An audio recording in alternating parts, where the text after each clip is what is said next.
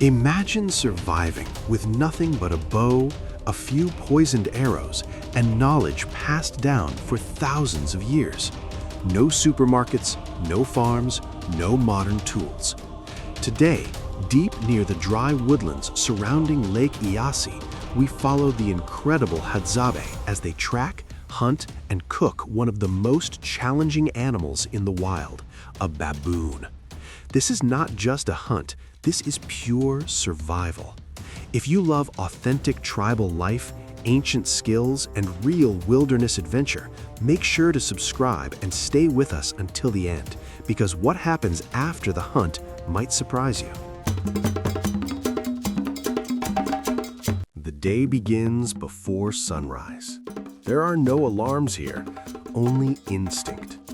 The men gather quietly, checking their handmade bows and arrows. Each arrow tip is coated with a powerful natural poison made from local plants. It's a technique refined over generations. The Hadzabe do not hunt for sport, they hunt for food. Baboons are intelligent, strong, and often aggressive. Hunting one requires teamwork, patience, and deep knowledge of the land. Footprints in the dust tell a story.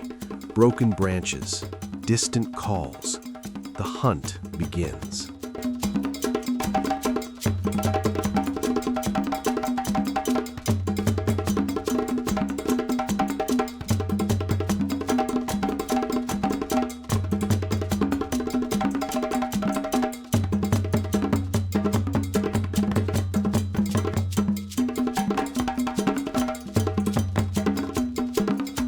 Baboons move in troops.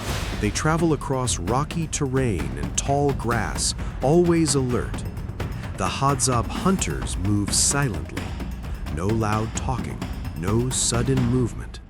They communicate with subtle hand signals and soft clicking sounds, part of their unique language, which includes distinct click consonants found in only a few cultures on Earth. One hunter climbs slightly uphill to get a better view.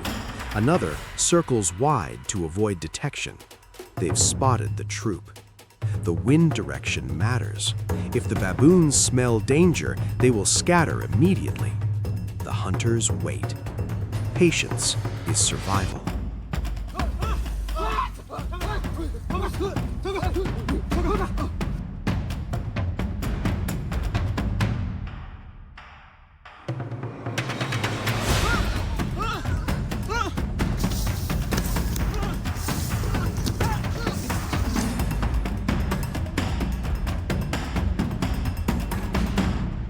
One baboon separates slightly from the group. That's the opportunity. A hunter slowly draws his bow. The arrow releases, it strikes. The baboon runs, but the poison begins to take effect.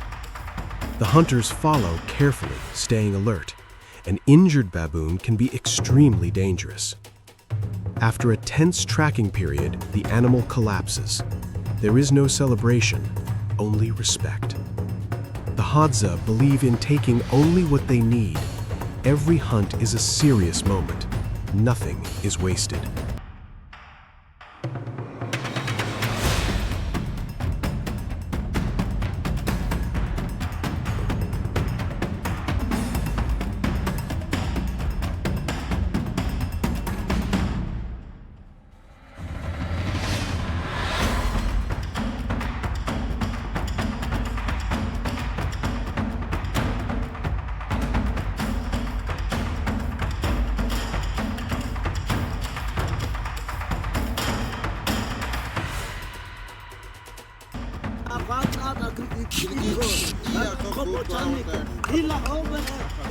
Back at a shaded area near camp, the preparation begins. Fire is made traditionally. Dry sticks, friction, and skill. Within minutes, smoke rises. The baboon is cleaned carefully. The process is fast and efficient. There are no metal kitchens, no packaged spices, only fire, smoke, and meat. The smell of roasting meat fills the air. For the Hadzabe, this is not exotic food. It is protein, it is strength, it is survival.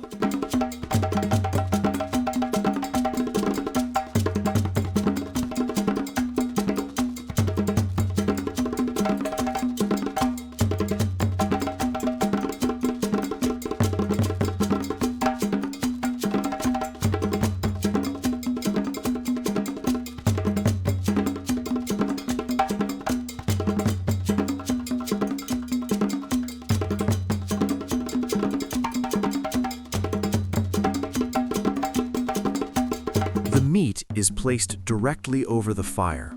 Some parts are roasted immediately, others are cut into pieces and slow cooked over hot embers.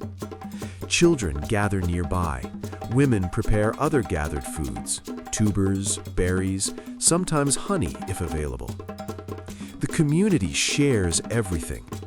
There is no concept of personal ownership over food. If one hunter succeeds, everyone eats. That is how they have survived for thousands of years.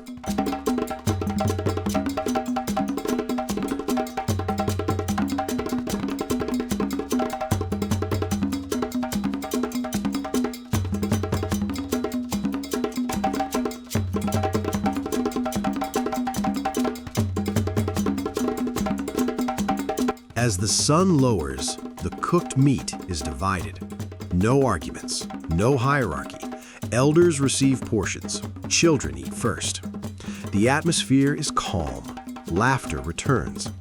This is more than food. It is connection. Connection to land. Connection to tradition. Connection to each other.